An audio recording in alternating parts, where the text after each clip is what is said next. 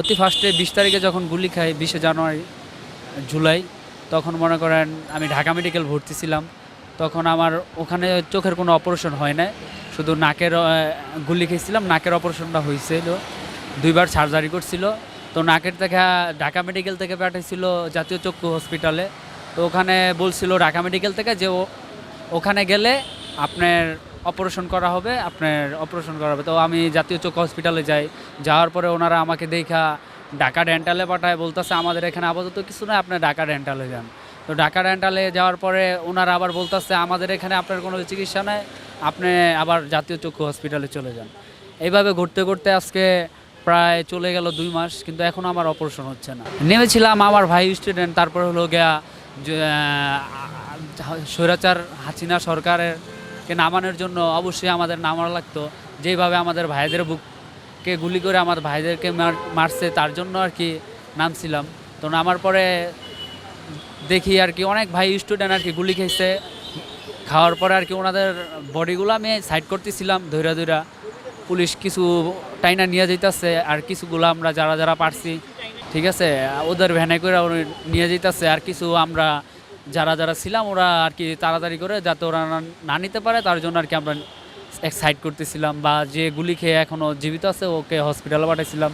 তো একটা লাশ ছিল রাস্তার মাঝখানে পড়ে, ওকে ধরতে গেছি, আর আমার গুলি লাগছে কখন আর আমি বলতে পারি না। আমার একদম ছড়াগুলি না, AK-47 দিয়ে একদম ডাইরেক্ট আমাকে মানে টার্গেট করে ডাইরেক্ট আমাকে গুলি করছিল।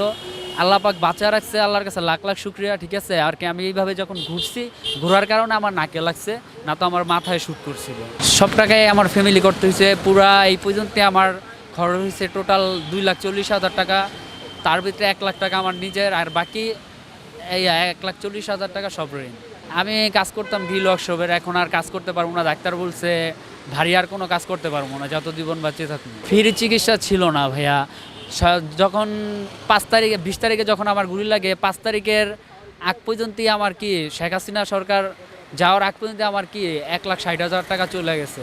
ওরা লেখা দেয় ফ্রি, যে আপনার এই সিটি অ্যাক্সিডেন্টটা ফ্রি। কাউন্টারে আপনি যখন যাবেন, যাই ওটা দেখালে বলবো এটা তো মেডিসিন দেওয়া করতে হবে, এটা 1500 টাকা লাগবে।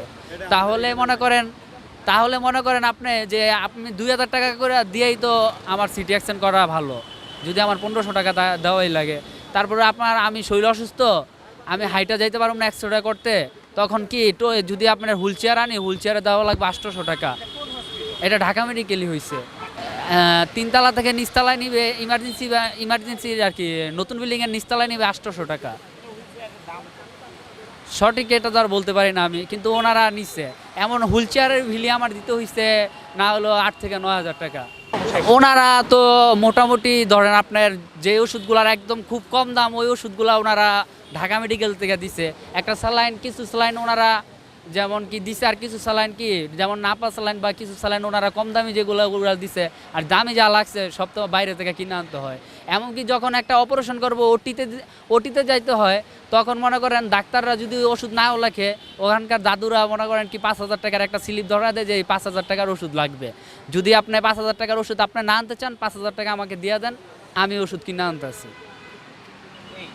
সরকারি বলে যে সরকারি চিকিৎসা, কিন্তু আপনি ঘুরে দেখেন একটা অপারেশন করতে গেলে ওখানে টোটাল খরচ মিলে আপনার 15,000 টাকা চলে যায়।